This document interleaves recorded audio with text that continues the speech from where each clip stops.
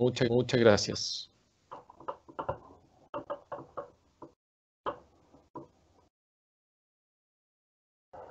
Pero muy buenas tardes a todos los presentes en este encuentro de formación denominado Arte, Arquitectura y Espiritualidad.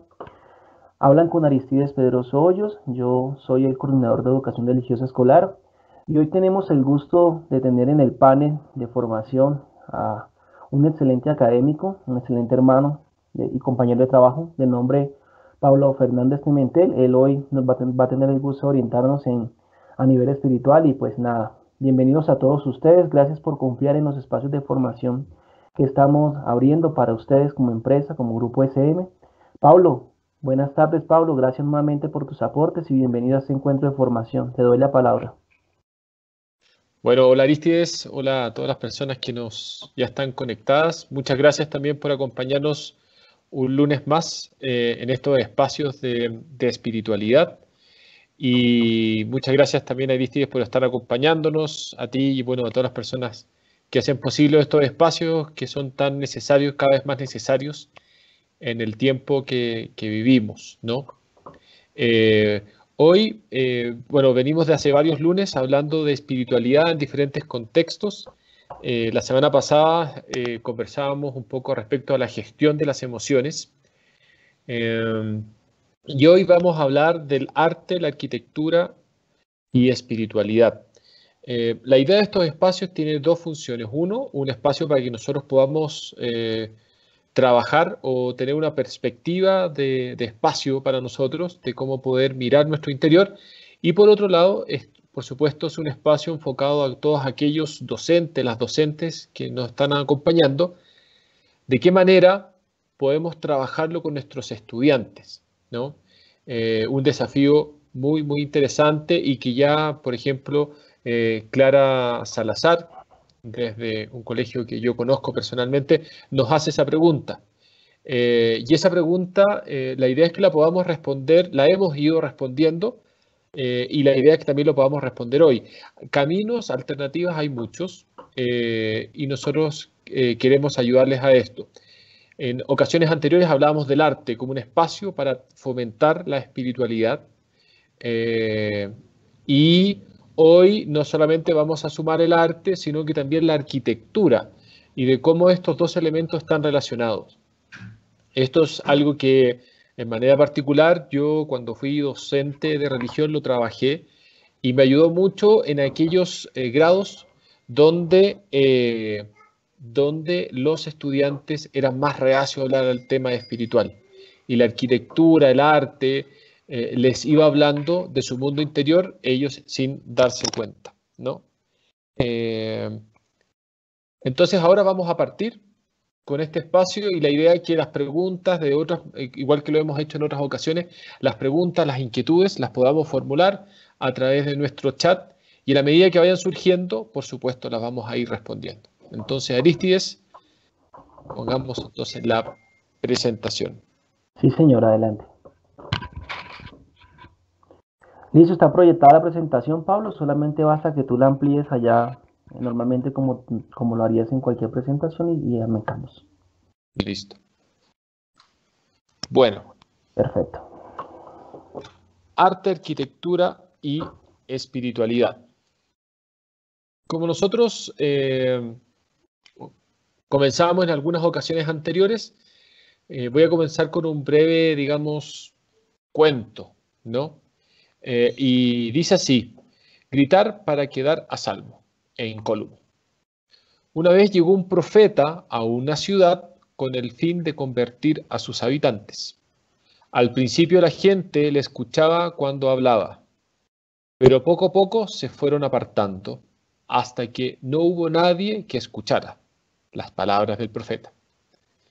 Cierto día, un viajante le dijo al profeta: ¿por qué sigues predicando? ¿No ves que tu misión es imposible?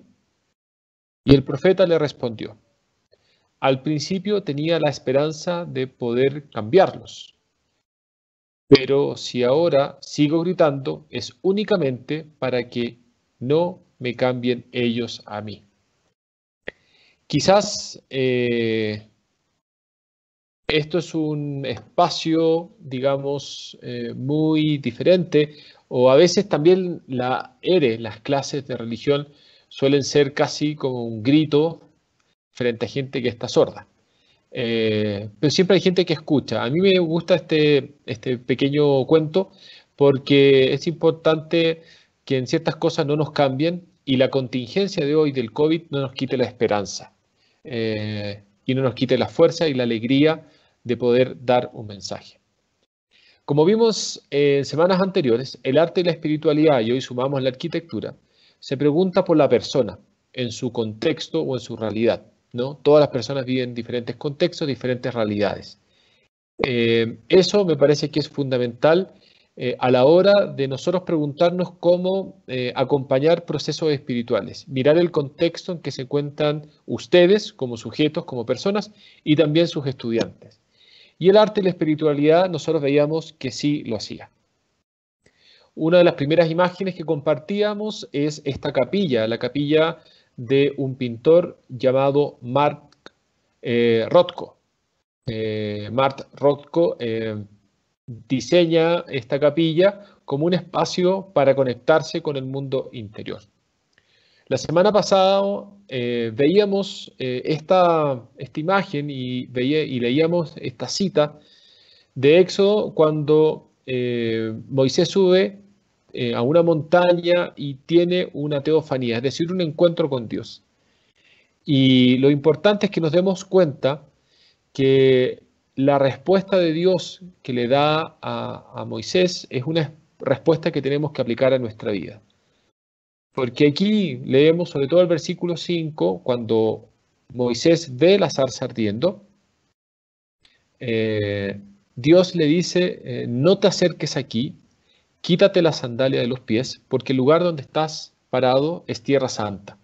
Y cada vez que nos enfrentamos a alguien, algún proceso espiritual, tanto de ustedes, un proceso espiritual personal como de otros, es tierra sagrada, es tierra santa, por tanto debemos quitarnos las sandalias y ser personas muy respetuosas.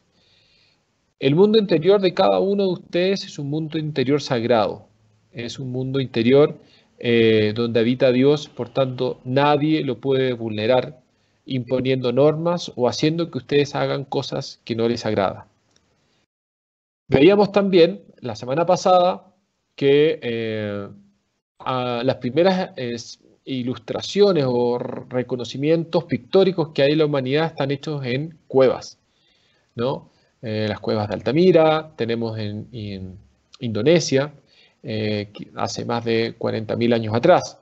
Y las cuevas de Qumran, que eran lugares donde también habitaban los primeros monjes, no necesariamente cristianos, ellos vivían en cuevas.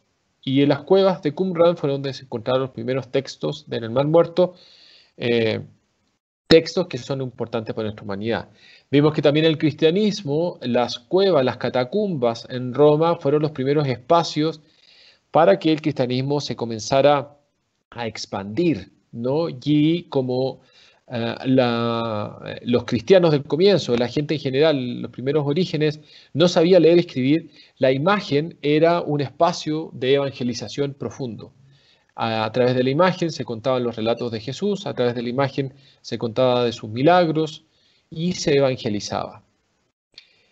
Uno de los elementos fundamentales, entonces, vemos que en las cuevas ocurre algo muy interesante. Y la invitación que hacíamos la semana pasada es que cada uno sea una especie de espeleólogo, haga espeleología. Es decir, que haga una especie de conocimiento, estudio de las cuevas. Y las cuevas nosotros podemos, de cierta manera, asociarlo a nuestro mundo interior. Cada uno de nosotros, para trabajar la espiritualidad, tiene que ser una especie de espeleólogo. Y para eso nosotros invitábamos a que el arte fuera una herramienta de mirar nuestro mundo interior, de contemplar nuestro mundo interior.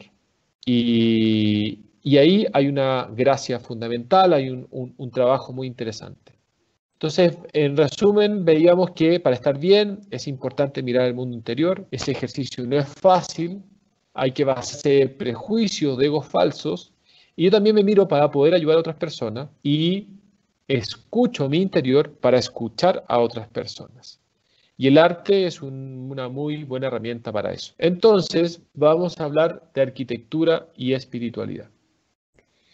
Uno de los elementos fundamentales del arte y del mundo espiritual es la luz, ¿no? Si no hay luz, la verdad, el arte no es factible y, por supuesto, nuestro mundo espiritual está seco o está muerto. La luz, en este caso, ella es un símbolo que permite crear y ver para ver y crear. Y nosotros, esto es un ámbito muy interesante que nosotros también lo trabajamos y que es, bueno, cómo entienden la religión diferentes aspectos, digamos, ¿no? Entonces nos vamos a enfocar principalmente a tres religiones y ver el arte, la espiritualidad y la arquitectura desde la óptica de tres religiones, y son las religiones abrahámicas.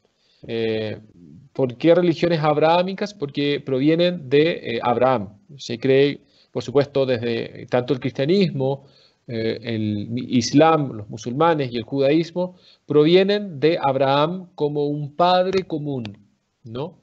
Eh, por un lado, sus hijos, los hijos de Abraham, fueron los que formaron, digamos, de cierta manera, estas religiones, ¿no? Abraham, Isaac y también Ismael, como este hijo no de la esposa, sino que una esclava, nacen los musulmanes. Entonces tenemos las tres religiones más importantes en el mundo, ¿sí?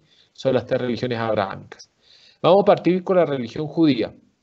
Y lo que yo quiero ir mostrando es cómo son los templos judíos que nosotros conocemos como las sinagogas, como un sitio de oración y de estudio, pero también es un sitio de reunión, de diálogo e interpretación comunitaria.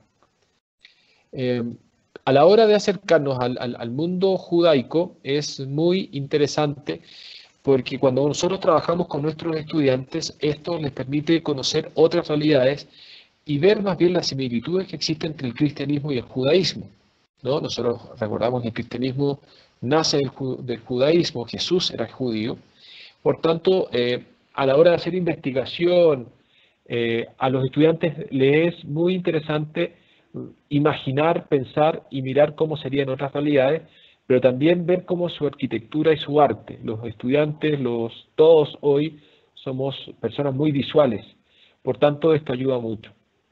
Y vemos entonces, por ejemplo, que la sinagoga en hebreo significa casa de asamblea.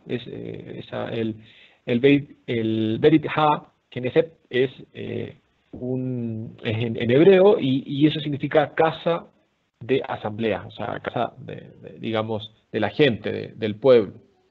Y la asamblea somos todos. Entonces, vamos a ir viendo diferentes tipos de sinagogas con diferentes tipos de arquitectura. Y esto es un material que para ustedes puede ser muy interesante, pero también puede ser muy interesante para ser trabajado con estudiantes, para mirar cómo existen ciertos elementos que se van repitiendo y que van hablando de cómo se piensa la espiritualidad.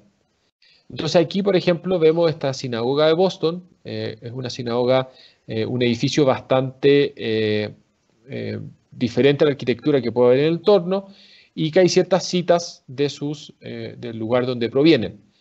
Las estrellas de David la encontramos en la cúpula. Si nos damos cuenta, la cúpula también lo vemos en algunas construcciones tanto del mundo musulmán como del mundo cristiano.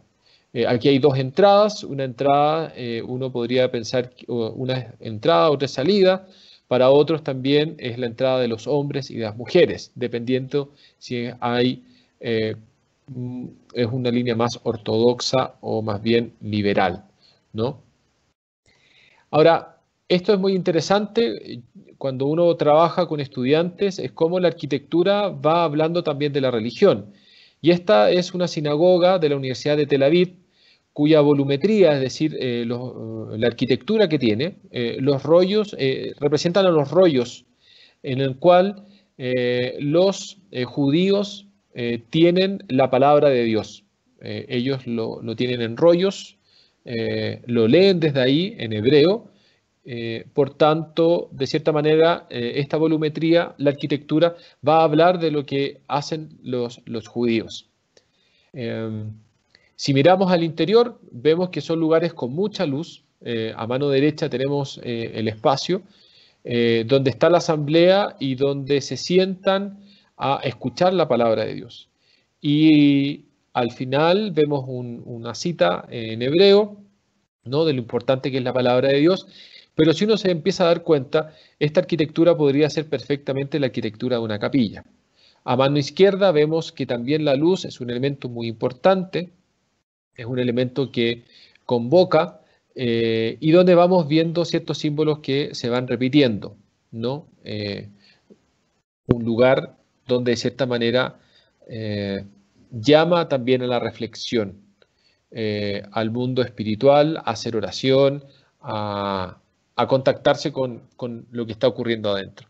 Esta es otra sinagoga, es una sinagoga que tiene una característica muy particular, donde el fuego está en el centro y vemos también la importancia del fuego cuando partíamos esta conversación y veíamos que el fuego es donde un espacio de purificación, pero que también era la llama donde Moisés se descalzaba porque estaba pensando un lugar sagrado. Por tanto, este lugar es un lugar sagrado.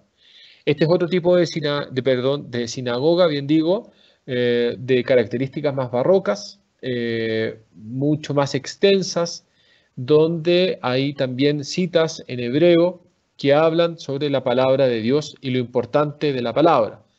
Acuérdense que el Génesis que tenemos nosotros lo compartimos con el mundo judío, es decir, en el origen existía la palabra, ¿no? Aquí hay detalles muy bellos, muy importantes, y cómo la luz nos está hablando de que esto es algo judío y cómo la luz del sol va formando estrellas de David. Y entonces nos va hablando de esta volumetría sobre una volumetría religiosa y que nos habla de signos y símbolos del mundo judío. En el caso de los musulmanes, ellos tienen la mezquita, ¿no? Es un lugar también de culto para los seguidores de la fe islámica, y ahí se refieren a la mezquita con su nombre arábico, ¿no?, que es el masjid, y eso es importante.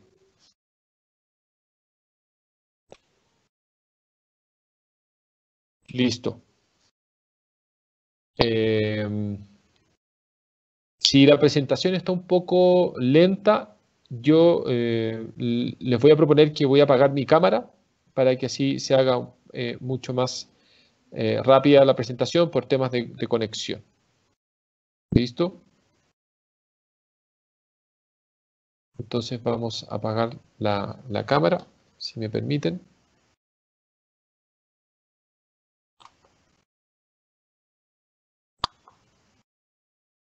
Perfecto.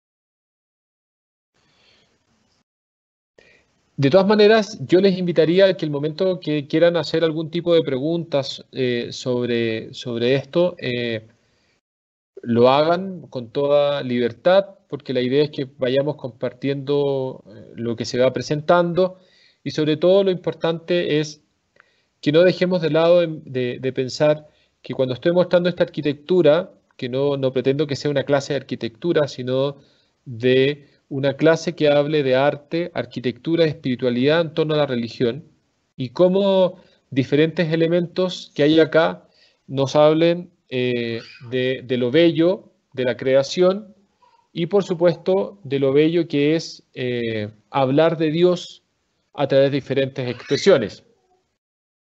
Hay un momento en la historia, sobre todo a partir del siglo XIV, pero sobre todo el XV, el XVI, donde ambas culturas, la cultura judía, la cristiana y la musulmana, se mezclan.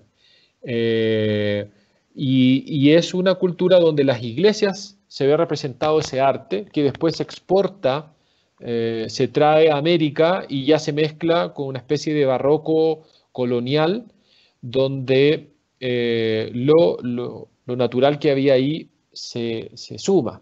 Entonces, desde todo lo que ocurría en el mundo musulmán, después es reinterpretado de cierta manera por América, por los americanos, a través de sus iglesias. Entonces vemos que el elemento de la luz en el mundo musulmán es un elemento muy, muy importante, ¿no? Son grandes construcciones, grandes bóvedas, por tanto es necesario la presencia de las columnas. Por otro lado, es un elemento no menor y quizás podríamos haberlo mencionado en las otras construcciones que uno podría pensar, bueno, ¿por qué son casi como cubos, son muy fuertes, son de cierta manera muy robustas, sobre todo los judíos? Y hay que pensar que muchas de las construcciones judías tuvieron que ser rediseñadas o repensadas, primero por la persecución que tuvieron los judíos en algún momento y porque sufrían muchos ataques terroristas. Entonces los edificios tenían que ser construidos contra ataques de bomba, coches bombas, etc. Entonces eso es un contexto que también nos habla de una especie de no tolerancia frente a las diferencias, ¿no? La semana pasada nosotros veíamos en las noticias lo que está ocurriendo en Estados Unidos, uno de los países que se jacta por ser los más democráticos, más libres, pero con una tensión racial muy, muy fuerte que viven, no solamente en este tiempo, sino que desde hace muchísimos años, ¿no? Todo el momento de la lucha de Martin Luther King, la segregación racial ante los pueblos originarios, etc. Bueno, aquí estamos viendo una mezquita donde hay ciertos elementos que son los arcos, que son luego llevados a las iglesias cristianas, a las iglesias católicas, como un elemento importante. Aquí hay algo muy bello y es toda la composición visual que se va generando entre la luz, la arquitectura y los vidrios, ¿no? Y que nos hablan de la majestuosidad de Dios. El musulmán, de cierta manera, se asemeja mucho al cristianismo en pensar que su Dios es el Dios único, que es un Dios muy grande, que es un Dios que ha creado todo, pero es un Dios muy poderoso. Entonces, ese poder, esa sensación de magnificencia, lo van expresando a través de ese arte, y que si ustedes se dan cuenta, es algo que nosotros podemos ver también en muchas iglesias. Hay que considerar que existen templos en Medio Oriente que tienen una característica muy particular, que es en algún momento fueron sinagogas, luego fueron mezquitas y después fueron iglesias cristianas. En el tiempo de las cruzadas, de cierta manera, cada una, dependiendo de la invasión y quién conquistaba el terreno, se convertía eso en algún templo de estas tres religiones. Existen templos también, por ejemplo, lugares sagrados, como la iglesia donde supuestamente nació Jesús, donde hay ritos de parte de las tres religiones y que las comparte, ¿no? Yo quería mostrar esto por la belleza que hay en cuanto al tema de los mosaicos, por un lado, pero también de los vitrales, cómo los vitrales dejan entrar esa luz y que esa luz también refleja la belleza de Dios. Aquí hay otro detalle importante, que hay citas respecto a la naturaleza, figuras geométricas, pero no hay nunca figuras humanas. Y esa es la diferencia en que ustedes van a encontrar entre las iglesias cristianas y los templos, digamos, musulmanes o las sinagogas. Ahora, cómo dialoga la luz también con las alfombras es muy interesante, y cómo también ese mismo lenguaje dialoga con la arquitectura. Esta es una mezquita más moderna. Si se dan cuenta, es otro tipo de edificio, con otra arquitectura mucho más sobria, con símbolos también, donde van escribiendo, estos son símbolos musulmanes, pero si ustedes también se dan cuenta, la arquitectura, que la volumetría que está aquí presente es una volumetría que sin lugar a duda también nos habla de un tema de seguridad. Es decir, no hay un acceso tan fácil hacia esta mezquita, porque también es una mezquita que ha sido diseñada contra ataques de grupos en contra de la religión musulmana. Ahora, respecto al cristianismo, podemos comentar lo siguiente. Estos también podríamos hablar que otro templo, yo no sé, para buscar un poco de interacción, si me podrían decir qué iglesia es esta que ustedes ven aquí. Si hay algún participante que quiera escribir por el chat.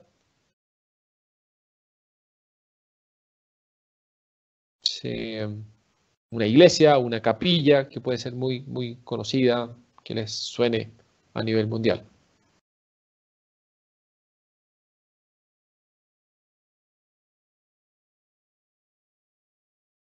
¿Hay alguien que nos está contestando, Aristides? No, hasta el momento no. Perfecto.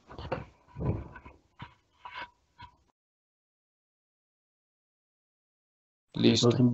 Dale. Nos invitamos a participar activamente del evento.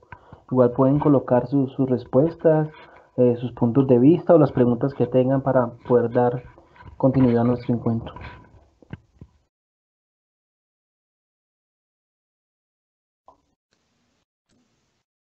Listo. Bueno, esta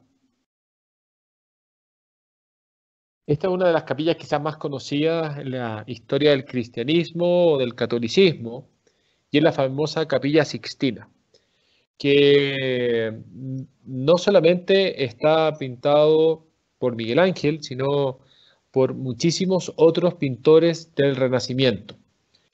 Esta capilla no solamente tiene una riqueza en sí misma, digamos, que representa el mundo católico, sino que también tiene una riqueza muy, muy grande a nivel del arte, de técnicas artísticas y de cómo éstas se representaban. Nuevamente vemos que son los edificios los que van albergando, digamos, diferentes tipos de expresiones artísticas. Y es algo muy, muy interesante de ver. Aquí vemos un detalle entonces de lo que va ocurriendo, de lo pintado por Miguel Ángel, donde él mismo se involucró muchísimo en cada una de estas pinturas, ¿no?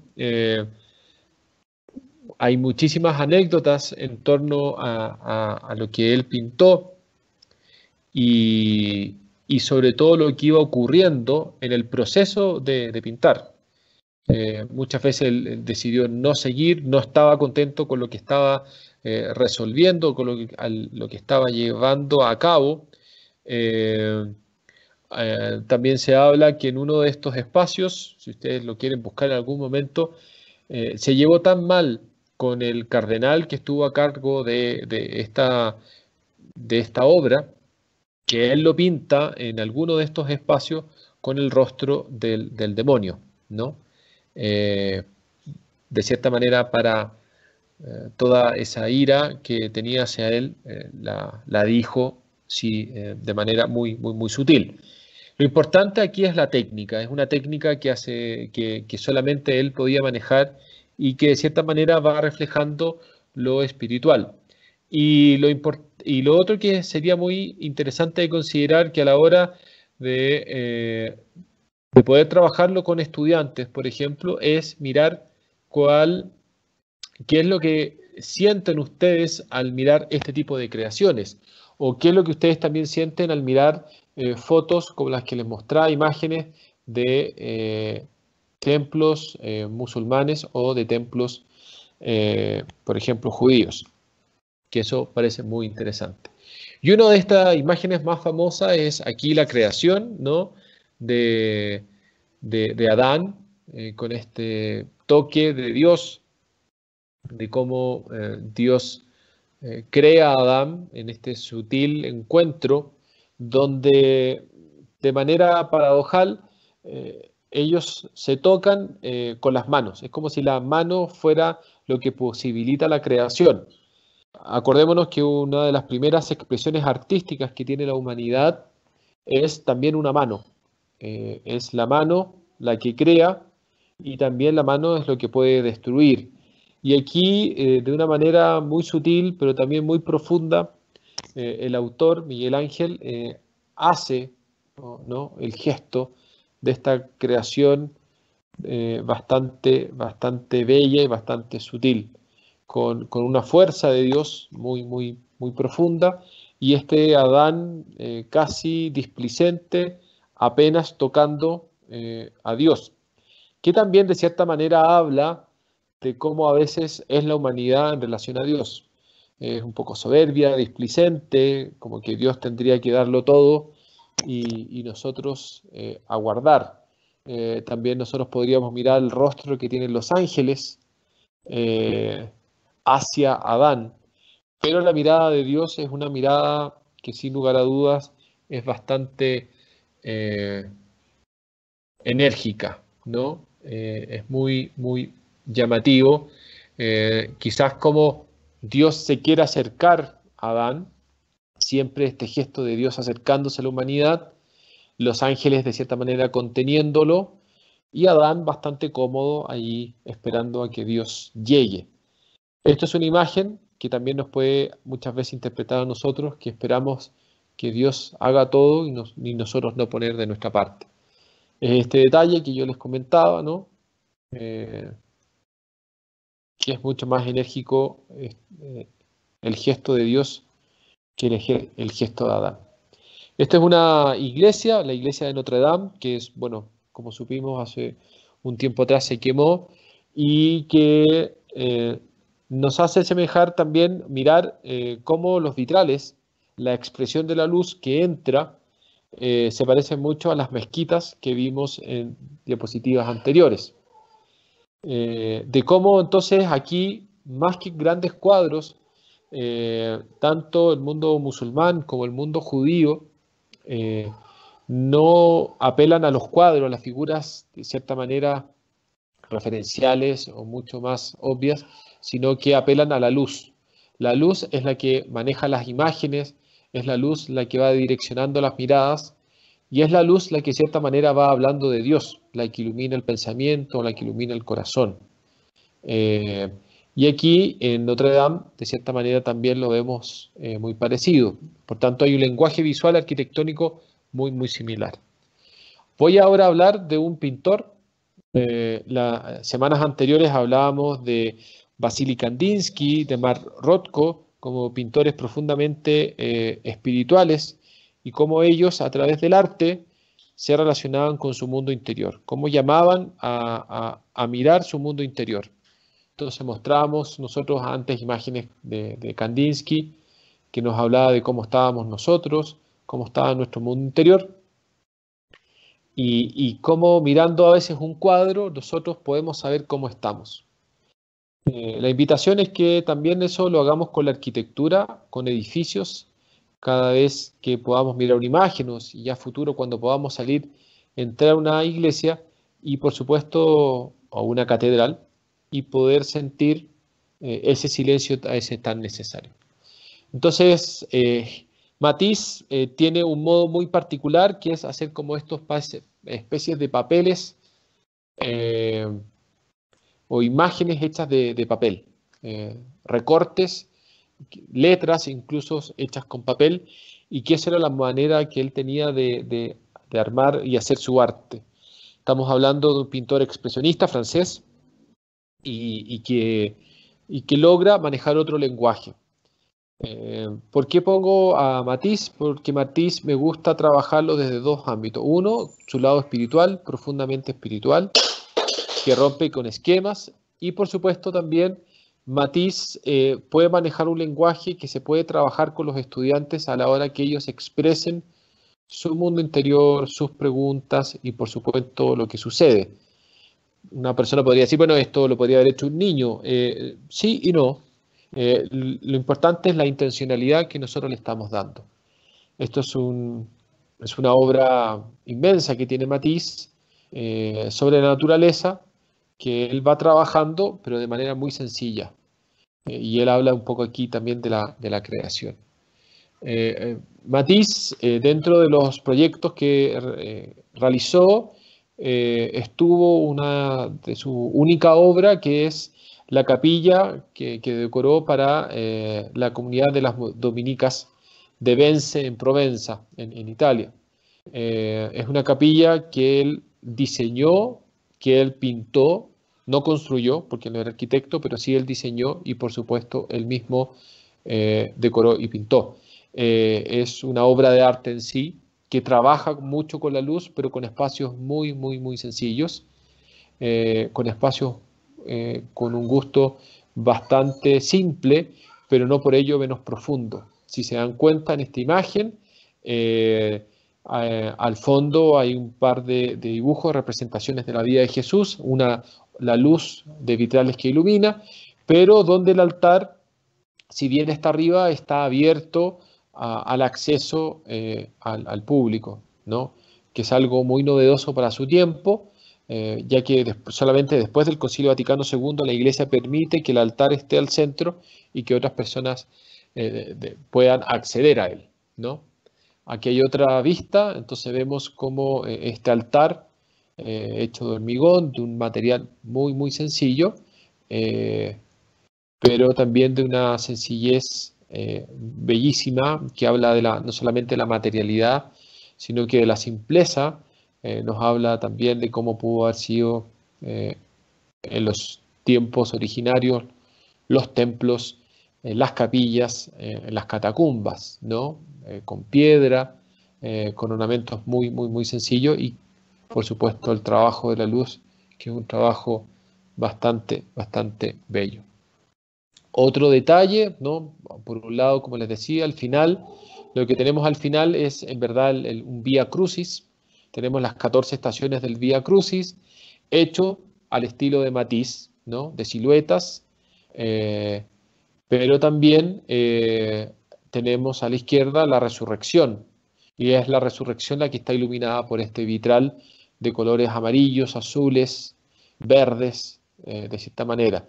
Y a mano derecha tenemos, por supuesto, el detalle de la cruz con un cirio, pero esta cruz es bastante también, insisto, al estilo de Matisse, trabajando la silueta, figuras bastante, bastante simples. Como su arte, él lo plasma también en los vitrales, de cómo la naturaleza también se ve representada.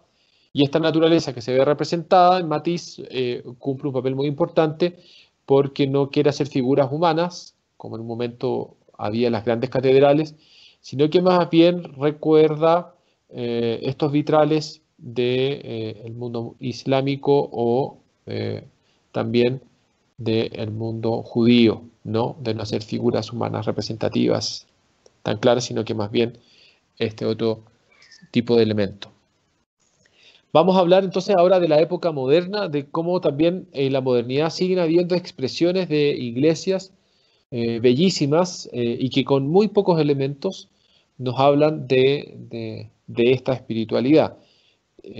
Sin lugar a dudas, a muchos de nosotros nos gustaría estar, por ejemplo, en una misa en esa capilla en Estados Unidos, en Houston. Es de una universidad cuya entrada, si ustedes se dan cuenta, es como un pequeño corte, una incisión que hay en el muro que permite entrar a un lugar que podría ser muy frío, pero que todo está prácticamente iluminado con luz natural, no es luz artificial, ¿no? Esa cruz del fondo es una cruz tajada, o sea, cortada en el muro, y abajo vemos, de la cruz, vemos exactamente el Vía Crucis, pero tallado en la piedra, ¿no?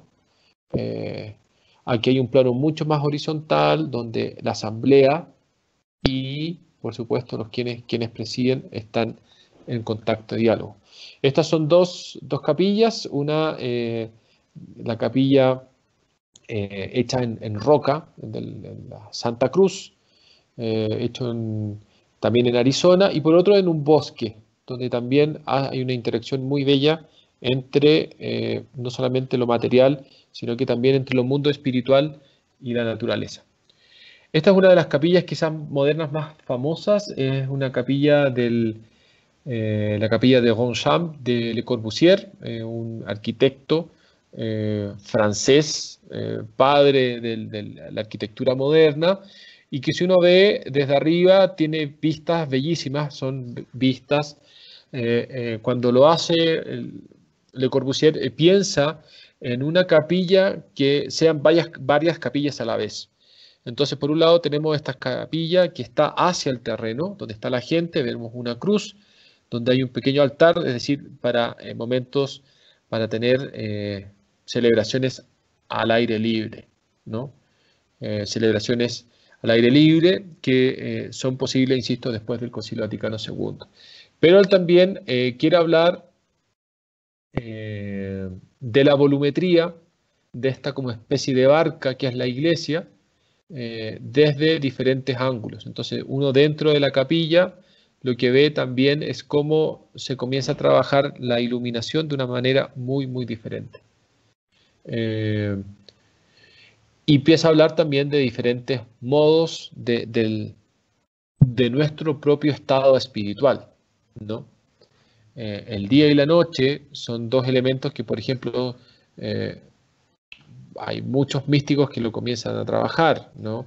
Son Juan Inés de la Cruz, por ejemplo, de cómo el mundo interior también necesita momentos o espacios de oscuridad para hacer reflexión. De cierta manera, necesitamos un desierto para poder acercarnos a Dios, que es un poco lo que le ocurre al pueblo judío en su momento, con estos 40 años, simbólicamente, según dicen, de esta peregrinación. Y también por eso existen estos 40 días en el mundo católico. Entonces, la luz es muy importante. Le Corbusier la trabaja a través de diferentes momentos del día, con luces más cálidas, más frías, pero, insisto, aquí hay una expresión también de lo divino y de Dios. En otra expresión vemos la capilla por dentro, una capilla muy sencilla, una capilla donde la luz que entra habla del lugar donde estamos, un lugar sagrado, santo, y también que va iluminando el mundo interior.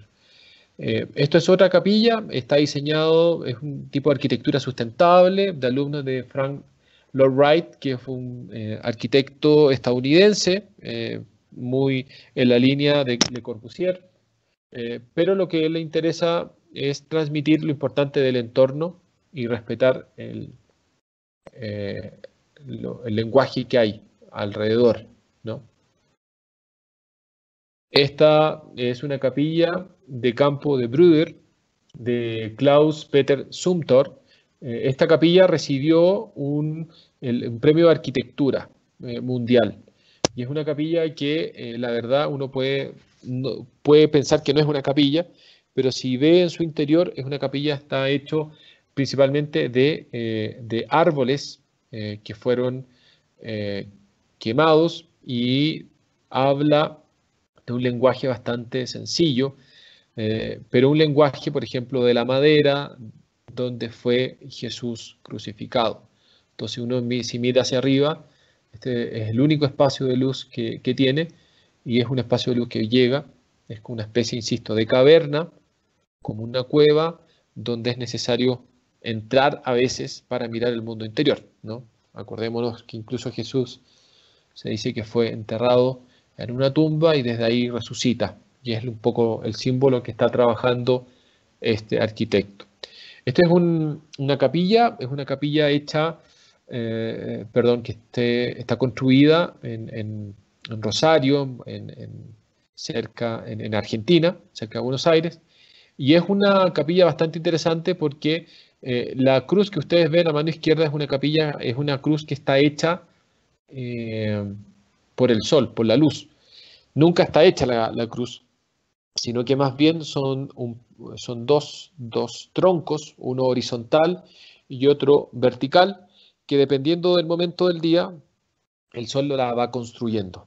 Entonces es un tronco solo que está en horizontal y otro vertical, y que la luz del sol la va moviendo, obviamente la rotación de la Tierra, y esta cruz se va moviendo, y lo que quería simbolizar el arquitecto aquí es eh, cómo esta cruz está presente durante todo el día, es decir, Jesús carga la cruz siempre por nosotros, eh, pero que hay un momento en que la cruz también debemos cargarla nosotros. Entonces, este es un Vía Crucis en las diferentes horas del día.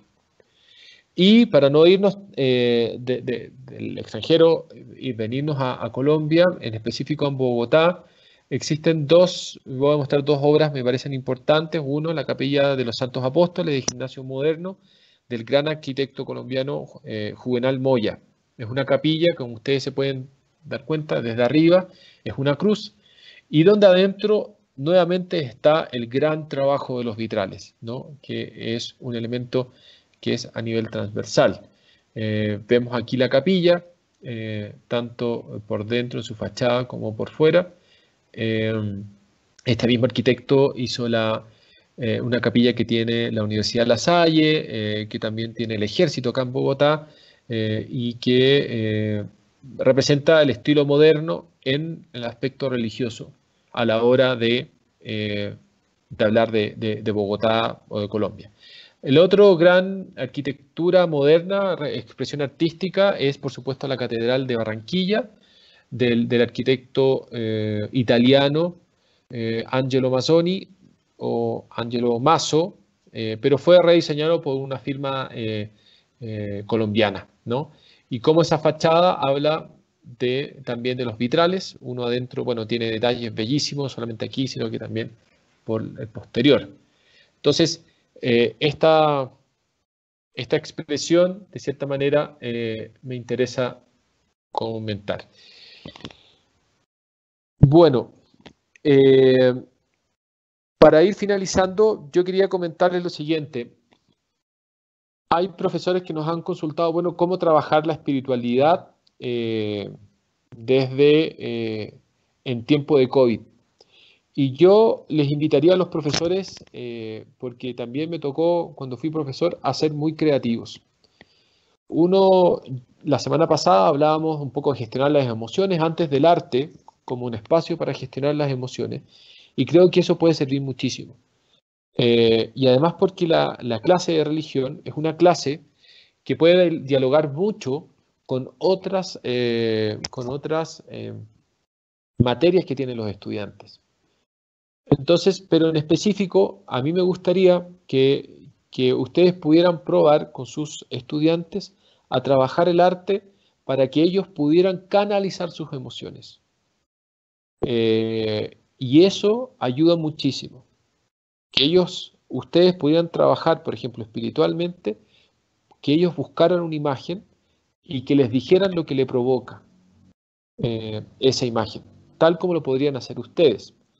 Hay otros estudiantes que yo también en algún momento trabajé y hoy quizás es un desafío mayor, es que yo les proponía que ellos inventaran una iglesia, una capilla, a donde a ellos les gustaría rezar. Entonces, unos hacían el plano, otros hacían los vitrales, otros construían con cartones, con cajas, con papel, hacían una maqueta. Y tenían que inspirarse en algún estilo de arquitectura, moderno. Generalmente utilizaban el moderno porque era más fácil, porque eran figuras más bien planas. Y que hicieron una investigación respecto a ese arquitecto y por qué lo hizo así. Y por supuesto que de esa manera vayan descubriendo que en la arquitectura, en la naturaleza, hay espacios para mirar la religión y lo espiritual de esa manera. ¿Qué les permite a ustedes? Bueno, trabajar muchísimas cosas como profesores y a los estudiantes. No solamente ciertas habilidades o destrezas duras, sino que también de conectarse con su mundo interior. Ustedes también pueden hacer el ejercicio de mirar qué es lo que ocurre cuando ustedes ven un vitral, cuando ustedes ven una pintura o la arquitectura, qué es lo que les genera de manera personal. Entonces, una manera, insisto, de trabajar la espiritualidad, sin lugar a dudas, es el arte, que ellos pudieran hacer algún tipo de expresión o un tipo de manualidad que expresara lo que están viviendo. La religión no es solamente aprenderse cuáles son los 10 mandamientos, cuáles son los libros que tiene la Biblia, sino que la religión también tiene que ver con conocer el mundo espiritual, con el mundo que ocurre adentro, con mi mundo interior, lo emocional, y de esa manera yo me puedo comunicar con Dios. Si nosotros comenzamos a separar y la clase de religión la convertimos en una catequesis, o el mundo espiritual solamente tenemos que centrarlo a un estilo, la verdad es que no vamos a preocuparnos por la persona, sino que nos vamos a preocupar por pasar la materia. Cuando Jesús hablaba de el sábado para el hombre o el hombre para el sábado, puede ser algo muy parecido. Lo importante es solamente pasar la materia o que la clase de religión sea el único espacio a través del cual los estudiantes puedan decir lo que les está pasando interiormente. Yo prefiero, como me pasó un tiempo atrás, que mi clase de religión sea un espacio para que mis estudiantes me cuenten quiénes están pensando en suicidarse, quiénes están pensando en drogarse, a pasar la materia. Y eso me pasó en varias ocasiones. La clase de religión tiene que ser un espacio para que los estudiantes digan cómo se sienten, el estrés que sienten, la tristeza que sienten, la falta de esperanza, etc. Y la mejor manera muchas veces es a través del arte. Las expresiones artísticas hablan de nuestro mundo interior, trabajar las manualidades, trabajar las sensaciones. Eso yo creo que es fundamental. Entonces, respecto a la pregunta que nos hacía Clara Salazar, cómo trabajar la espiritualidad, yo creo que puede ser el mundo artístico algo muy importante. Escribir una canción, escribir una poesía, y que esa poesía luego se transforme en un cuadro y eso se pueda presentar. Yo creo que eso es una muy, muy buena opción. Bueno, yo quiero quedar hasta acá. Quiero escucharles. No sé si hay preguntas respecto a lo que ustedes tengan y queda abierto. Muchas gracias. Claro que sí, Pablo, inmediatamente agradecerte por el espacio, es un sentimiento que comparten nuestros asistentes. Ana Cecilia dice, muchas gracias por este espacio de formación. Le parece que es una formación religiosa y espiritual que en los colegios está ausente, un poco carente, y que toca seguir impulsando. María G nos dice que es maravilloso lo que estamos compartiendo el día de hoy. Dice que está sorprendida de ver tanta arquitectura bonita y maravillosa, que está de acuerdo con la idea de conocer más acerca de nuestra cultura y nuestra espiritualidad y dársela a conocer a los estudiantes.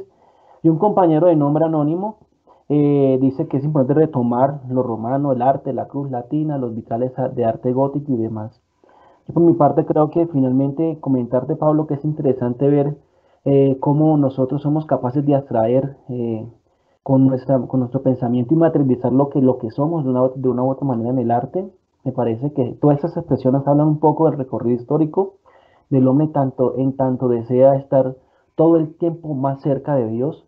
Todas estas cosas maravillosas en su interior y exterior nos hablan ciertamente un poco de cómo se imagina la gente a Dios y el mundo espiritual, y qué bueno que podamos impulsar también, como lo decías en nuestras clases, este sentimiento, esas ganas de encontrarnos en armonía, en la belleza, y pues también descubrir un poco en el mundo bien creado a Dios. Entonces, qué bueno, no sé si ustedes tienen más preguntas en nuestro panel.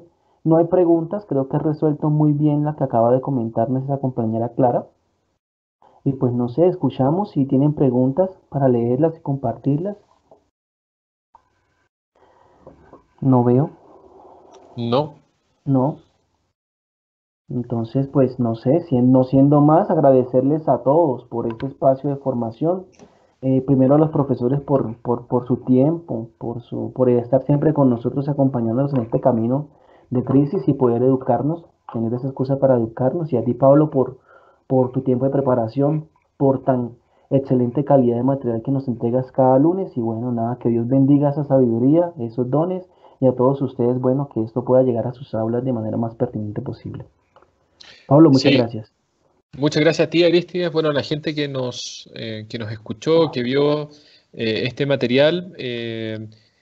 Recordarles que nosotros como SM estamos para apoyarles, para poder ayudar en sus labores. Así es que si ustedes en algún momento para sus colegios, para sus instituciones, necesitan que veamos algún espacio para profundizar o esta misma presentación, hacérselo a más estudiantes, a más profesores, con, con mucho gusto lo vamos a hacer. La educación nos mueve a nosotros como SM y nosotros nos encantaría que ustedes podamos conversar y si ahora nos surgen dudas, preguntas, está bien, compártanlos con otros docentes, con otros compañeros, colegas. eh, y conversemos, si surgen dudas, preguntas, nosotros felices de hacerlo. Y si no, lo pueden hacer a través de nuestros canales de comunicación, redes sociales o a través de los mismos gestores, si alguno quiere contactarse con nosotros, felices de poder hacerlo. Y recordarles nuevamente que nosotros todos los lunes estamos teniendo un espacio de escuela católica, de un espacio espiritual.